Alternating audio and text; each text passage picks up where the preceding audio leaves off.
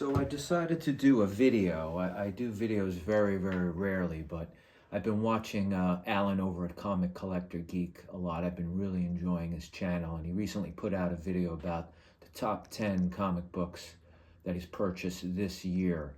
So he sort of opened it up to anyone. So I thought, why not jump in? Not that I have anything so spectacular, but haven't done a video in forever. I rarely do them, but I thought, why not? I'll show some books. So, top 10 books, but I have a bonus book, and the bonus book is first. It sort of doesn't belong in the list because it's a cheap book, but it's kind of fairly difficult to find it in decent shape, and I found one in decent shape. I would have liked higher grade. This is probably no higher than a 7. So this is Lois Lane number 102, and it's just a cover I really like, and wanted it in my collection. So now on to the actual list. The number 10 book on my list is Brave and the Bold number 59. And this was an eBay purchase. I think this is the first time Batman is appearing in the title or appearing regularly, something like that. Someone can set me straight and tell me exactly what the story is on this book.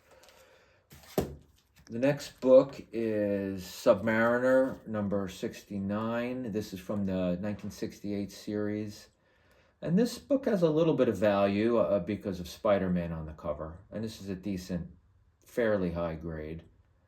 I picked this up at King Con earlier this year. It's a really good show. I would recommend it to anyone in the area. Now, I have to admit, my list also contains pulp magazines because if I did all comic books, I'd be getting into some very low-price things that I don't know that they're worthy to even show. So I decided to add pulps. And not that these are so pricey either. But this is a Famous Fantastic Mysteries.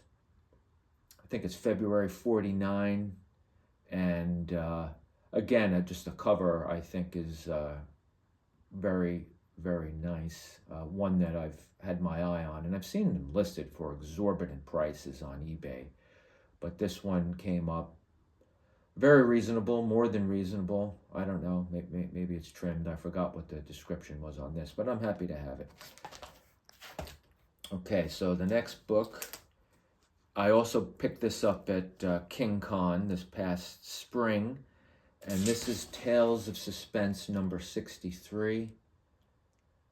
This is basically one of the few books I have remaining to buy in my partial Tales of Suspense run from 58 onwards. I don't have any of the earlier ones, unfortunately. I would hope to get them sometime. And now the next book is this is a nice one. Really a very nice grade. This is Fantastic Four number 32. I also picked this up at King Con, and again, a sort of a run filler book for me. Of course, all the ones left are the early issues, so who knows if I'll ever score them, but something like this is still affordable. Okay, we're on to another pulp, and this is Weird Tales from November of 36. This is a Margaret Brundage cover, one of her many great covers from Weird Tales back in that time frame, and this is actually my first Weird Tales. I'm hoping to pick up a few more, but they can get very pricey, especially the ones I want. Okay, so now we're up to, this might be number 7. Or if the countdown in reverse, I guess it's number 4 from the top. It's another pulp magazine. And this is Spicy Detective. I have this written down. Who knows? I'll never find it. I think it's from May of 35, and I like a lot of the spicy titles, Spicy Detective and Spicy Mystery.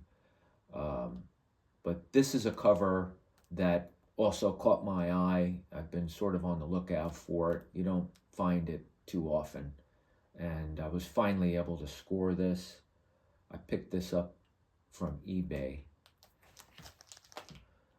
Okay, so now we're up to the last three.